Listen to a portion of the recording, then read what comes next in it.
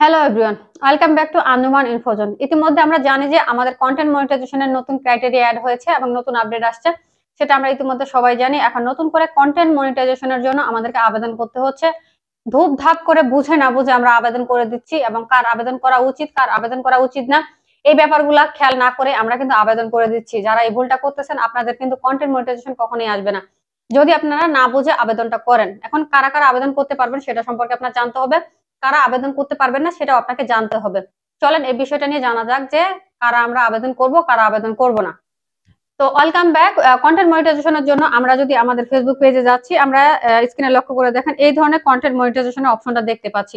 তো এই content monetisation এখানে নিচে criteria meet, no criteria meet এই লেখাটা রয়েছে। তার মানে আমাদের এখানে নতুন একটা আপডেট আসলো, আপডেটের মানে পূর্ণাঙ্গ ভাবে সেই আপডেটটা এখনো দেওয়া হয়নি।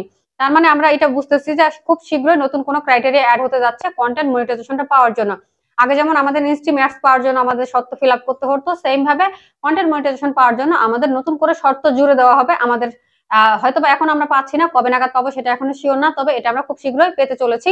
সম্ভবত আগস্টের মধ্যেই আমরা এই ব্যাপারটা জানতে পারবো। আগস্টের আগেই আমাদেরকে যারা যারা ইলিজিবল আছে তাদেরকে বলে দেওয়া হবে, যারা যারা ইলিজিবল নাই তারাও বুঝতে পারবেন যে আমি ইলিজিবল না।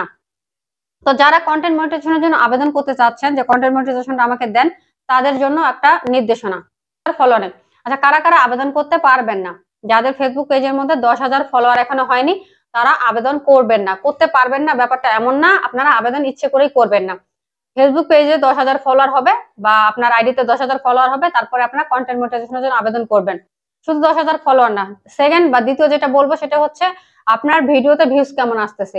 ঠিক আছে, আপনি যখন ভিডিও আপলোড করেন লং ভিডিও, সেখানে কেমন ভিউজ আসতেছে। আপনি যখন রিলস আপলোড করতেছেন তখন আপনার রিলসের মধ্যে কেমন ভিডিও আসতেছে। আপনি যখন কোনো ফটো আপলোড করেন বা কোনো লেখা পোস্ট করেন সেগুলোতে কেমন রিচ পাচ্ছে, কেমন এঙ্গেজমেন্ট বাড়তেছে। যদি আপনার ভিডিওতে মোটামুটি ভিউজ আসে, মানে ভিউজ থাকতে হবে, এঙ্গেজমেন্টও থাকতে হবে। যদি আপনাদের অনেক ফলোয়ার থাকলো কিন্তু আপনার ভিডিওতে ভিউজ আসলো না, এঙ্গেজমেন্ট বাড়লো না, তাহলে কিন্তু আপনি যতই কন্টেন্ট মনিটাইজেশনের জন্য আবেদন করেন ফেসবুক আপনাকে কখনোই মনিটাইজেশনটা দিবে না।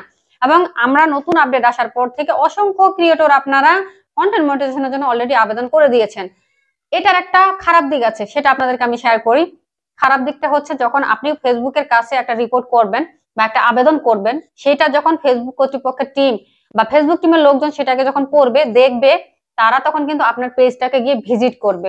অ্যালগোরিদম তো করেই, তারা ম্যানুয়ালি আপনার পেজটাকে চেক করে দেখে যে আপনার পেজের ফলোয়ার কতগুলো, তারপর আপনার ভিডিওতে ভিউজ কেমন হচ্ছে, তারপরে এঙ্গেজমেন্ট কেমন জেনারেট হচ্ছে, আপনি কনসিস্টেন্সি বজায় রাখছেন কিনা বা রেগুলার কাজ করছেন কিনা। এমন তো না যে একদিন পোস্ট করতেছেন 7 দিন খবর নাই, এমন করছেন কিনা, কপিরাইট মিউজিক ব্যবহার করেছেন কিনা, অন্য কোনো ইস্যু আপনার পেজে আছে কিনা, সবগুলো খুঁটিনাটি একটু একটু করে চেক করে দেখবে। অর্থাৎ বুঝতেই পারছেন, যদি তারা দেখে আপনি মনিটাইজেশনের জন্য আবেদন করেছেন, পেজে 10,000 ফলোয়ার নাই, এঙ্গেজমেন্ট নাই, পেজে রিচ নাই, তাহলে তারা কি করবে, আপনার এঙ্গেজমেন্ট কমায়ও দিতে পারে।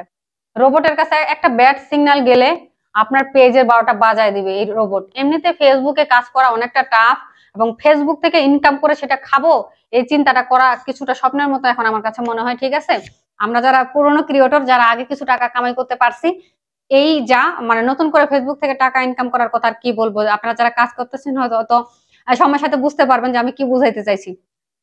ওকে, কারা আবেদন করতে পারবেন না এটা তো বুঝতে পারছেন। এখন এবার জেনে নেওয়া যাক কারা কারা আবেদন করতে পারবো।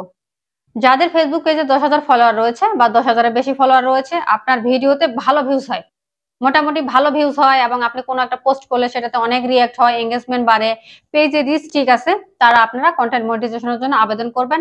এবং একটা ব্যাপার খেয়াল রাখবেন, আপনাদের ভিডিও টোটাল ভিউজ 8-10 লাখ যেন উপরে হয়, 10 লাখের উপরে যেন হয়, বা 8 লাখ 10 লাখ হয়েছে এমন যদি হয় তাহলে আপনারা কন্টেন্ট মনিটাইজেশনটা করেন। 2-4 লাখ ভিউজ হয়ে গেছে মনে করো, এখন আমরা কিন্তু লাস্ট 28 দিনের ইনসাইটে আমি একটু দেখাই দিই আপনাদেরকে। আমরা কিন্তু ইনসাইটে গেলেই দেখতে পাবো যে আমাদের পেজের ভিউজ কেমন আসতেছে। ইনসাইটে গেলে দেখেন, আমার স্ক্রিনটা তাকান এখানে, এটা একটা পেজ, আমারও আলাদা একটা পেজ। এই পেজের মধ্যে 8,56,000 ভিউজ। ঠিক আছে, 8,56,000 ভিউজ জেনারেট হয়েছে। তো 8 লক্ষ ভিউজ যেহেতু, আমি এখন কিন্তু কন্টেন্ট মনিটাইজেশনের জন্য আবেদনটা করতে পারি।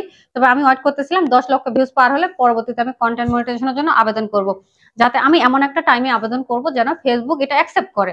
ঠিক আছে, যেহেতু আমার সব ক্রাইটেরিয়া ফিল আপ হয়েছে, ঠিক আছে, তারাই শুধু আপাতত এখন আবেদন করেন। আর পরবর্তীতে যখন কন্টেন্ট মনিটাইজেশনের নির্দিষ্ট ক্রাইটেরিয়া আসবে যে আপনাকে এই সত্যটাই ফিল আপ করতে হবে, তখন তো আমরা শিওর হয়ে যাব যে আমাদের কি করতে হবে বা কোন সত্যটা ফিল আপ করলে আমরা মনিটাইজেশন পাবো। তো এই ছিল আজকের ব্যাপার। হুটহাট করে কেউ কন্টেন্ট মনিটাইজেশনের জন্য আবেদন করার প্রয়োজন নেই।